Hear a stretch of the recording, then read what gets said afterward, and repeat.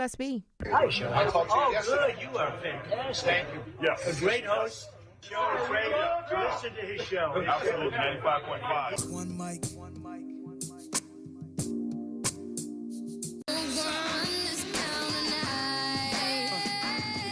Shelley Winter Show, live, local, topical, and relevant. Let's get right to it, ladies and gentlemen, because we're going to run out of time. I'm finding more and more, ladies and gentlemen, I don't know if you feel this way, but these 2 hours are flying by. I don't know if it's because we're getting close to primary date, election time. I don't know what it is, but it seems like this show is flying by. So let's get right to it. Last night, if you're listening to the Von Haessler Doctrine, you will know, last night there was a Democrat primary debate.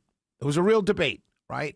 And it was on 11 Alive. And Duncan, Keisha Lance Bottoms, Jeff Duncan, Keisha Lance Bottoms, and Michael Thurman were the candidates on the stage. Now, let me tell my Estevez supporters who are complaining on social media, what happened was 11 Alive set the parameter as anything below 5%. Anybody polling below 5% from a nonpartisan poll would not be on the stage, right? And so the Democrats haven't been polling a lot for the governor's race, so the only nonpartisan poll for the Democrat gubernatorial primary came out in February. Keisha Lance Bottoms was number one. Jeff Duncan was number two at about 12.5%, and Michael Thurman was at 7%. And at the time, Jason Estevez was around 3%. Now, many people are shouting and saying, well, there's a poll that just came out and Jason Estevez moved above Jeff Duncan. But that was not a nonpartisan poll. That poll was put out by Judge Penny Brown Reynolds' campaign. She's running for Secretary of State. And she did a poll, and they asked questions of other races, and that's where that number came from. Not to say it's not true. Not to say Jason Estevez is not on the rise. His fundraising indicates that he is rising in the polls. But because of the parameters 11 Alive set, that's why he wasn't on the debate stage last night. And I would have, if I were running that debate, if I was at the news director over at 11 Alive, I would have had my own debate. That way I would have had everybody that would be polling above 5%, and I would be the nonpartisan group during the poll to get the people on the stage. And because they didn't, they're now in trouble with Estevez supporters. But I'm not here to talk about that. I'm here to talk about the debate itself.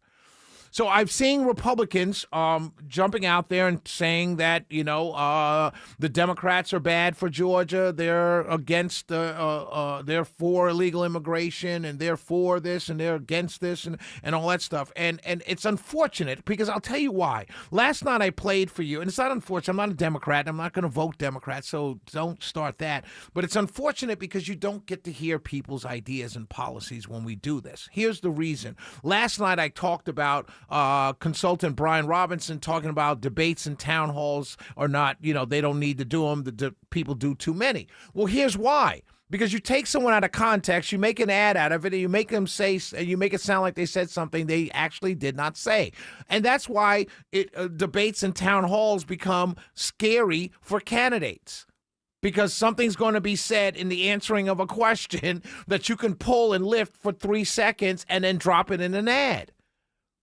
And so what you're actually doing when you're running these and all the campaign consultants do it, so what you're actually doing when you do this, you're limiting the opportunity for the voters to hear the truth, whether it's the Democrats or the Republicans. I'll give you a perfect example of what happened on the Republican side. There's an ad being run against the candidate where the candidate being attacked is praising the other candidate. And everyone says, oh, yeah, look, he's praising him now. He doesn't like him. Well, the truth of the matter is the Lieutenant Governor, Burt Jones, is the one being attacked in this attack ad, was asked by foster care supporters to do an ad for foster care and Rick Jackson and talk about how much Rick Jackson has done for foster care. And Burt Jones, being a lieutenant governor, was like, yeah, you've done a lot for foster care. I'll be happy to do it for you. Then they came back to him and they said, hey, can you kind of talk up Rick Jackson a little bit more? Happened to be around November, December, happened to be when they kind of knew he was going to be running, and then they made an attack ad out of it. That's sleaziness. That's why voters don't get to see what's going on.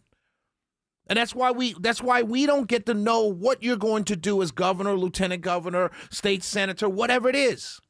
Because everyone's always just peeling off a little bit to make a point.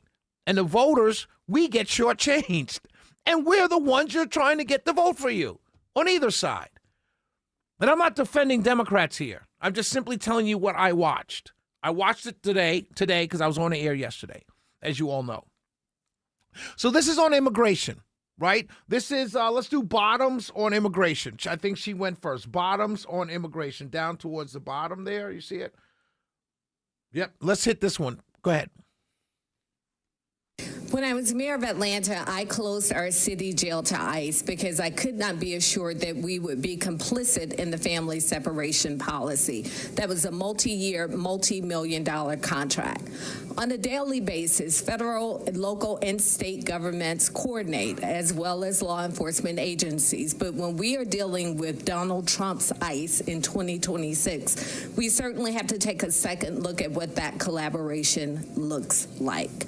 I am concerned that when we collaborate with ICE, with local law enforcement, that we aren't focusing on removing hardened criminals, violent criminals from the street, but we are focused on people who are going about their everyday lives, hoping to achieve the American dream. We have to be careful because often immigrant communities are often afraid to even call law enforcement in their time of need. So as long as it's responsible and lawful collaboration, not targeting those who are most vulnerable, I will support it. So, right? That's the answer. That's the answer she gave. Now, Republicans will say she's for illegal immigration. No, she's not. And let me be clear. According to the polling, if you ask the question, are you for deporting illegal immigrants? Majority of Americans will say yes. Are you now rephrase that question in another way? Are you for deporting a dad who's been here for 30 years and raised a family? The majority of Americans will say no. Everyone will say, are you for deporting violent, criminal, illegal immigrants? 90% of America, of course, get them out of here. A small sliver of that group, of that 90%, will say, well, they're all illegal because they broke the law getting here. But most people don't see it that way. But now what we will do, and it's how you win elections, I understand it, but what we will do is we'll run an ad saying that all the Democrats are for illegal immigration. They're protecting the illegal immigrants. And in a way they are. But most independents, the people that we all should be running towards, those people don't see it as black and white, right or left. The polling bears me out. I'm not making this up. It bears me out. Let's do the next one. They're talking about Jeff Duncan. Jeff Duncan on lowering costs. I don't want to play all of them. We're going to go back and forth. But Jeff Duncan. Make no mistake about it, Donald Trump's policies around immigration have nothing to do with policies. They have to do all with fear and intimidation. We've watched this play out all across the country. We've seen it play out in the streets of Minneapolis. So, he goes to Donald Trump. Jeff Duncan goes to Donald Trump. And they did this throughout the night. All of them did this. Jeff Duncan did it more, but they all did it in one way or another. They went and attacked They went and attacked Donald Trump first and then moved to the issue. But I want the Duncan on rising cost, I think it's called. They asked the question, shout out to Faith Jesse, my good friend Faith Jesse, who is one of the moderators. What a beautiful, beautiful young lady. That came out. I'm sorry. She is beautiful, though. But shout out to them for doing this. But this is Jeff Duncan on rising cost. Yeah, this affordability crisis is hitting everybody, whether you own a big business or you're living check to check. The affordability crisis is real and tangible in every household. And it comes in different shapes and sizes. One of the big ideas I've come up with is I want to utilize part of the $17 billion rainy day fund that we have in this state. I want to take 10% of that and put it in a jumpstart fund. $1.7 billion worth of discretionary budget for the governor to be able to put that and wrap it around the axle of poverty. One of the reasons why I'm standing here as a proud Democrat is because I got tired of watching Republicans demonize poverty. There's things that you can do as governor. You can better fund the CAPS program that lowers child care costs and allows a single parent to go back to work. You can reinforce affordable housing projects like Mayor Dickens and Mayor Van Johnson in Savannah's projects and lower the price of housing. You can expand Medicaid. There's lots of opportunities, but we need to start investing in individuals, not just giving handouts, but investing. And I think this is an opportunity for us to make an investment in Georgians. And so now we will, bunch of the base on the Republican side will scream, that's socialism, right? But we're in a different age. And here's what I want to say, ladies and gentlemen. There was a time when that could be attacked, or any of these answers could be attacked. And we would do it. They would attack us. They would call us names. We call them names. I am here to tell you, as a matter of fact, we're going to go to break. When we come back, I want you to come back with me. I'm here to tell you that I believe we're in a different time of politics. I don't have the numbers and the data to show it, only in the fact that I see both sides being unpopular.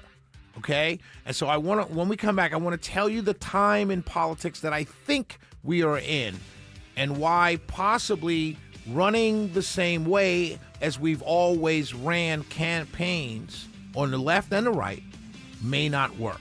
Shelley Winter Show, 448-720-0750, 1-800-WSB-TALK. I'll explain when we come back.